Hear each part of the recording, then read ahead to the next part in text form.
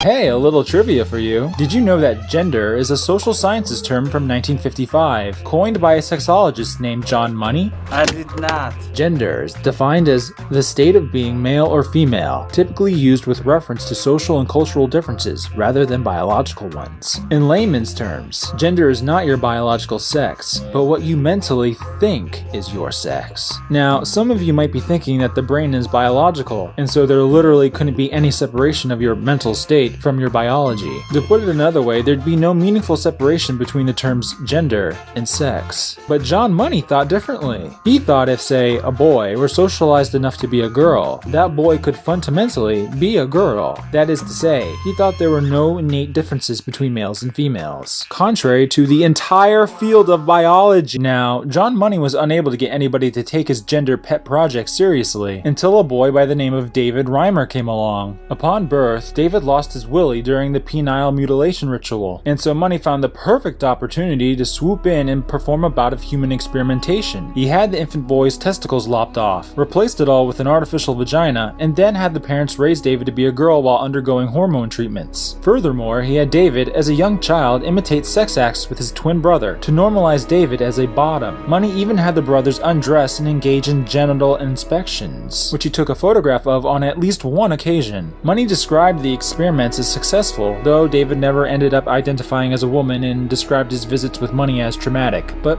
whatever, close enough. Except that in adulthood, David's brother killed himself by ODing on antidepressants, and David later shot himself in the head with a sawed-off shotgun. You're always going to see people that are going to say, well, the Dave Reimer case could have been successful. I'm living proof, and if you're not going to take my word as gospel, because I have lived through it, who else are you going to listen to?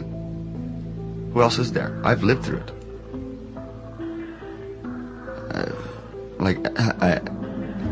Is it going to take somebody to wind up killing themselves, shooting themselves in the head for people to listen?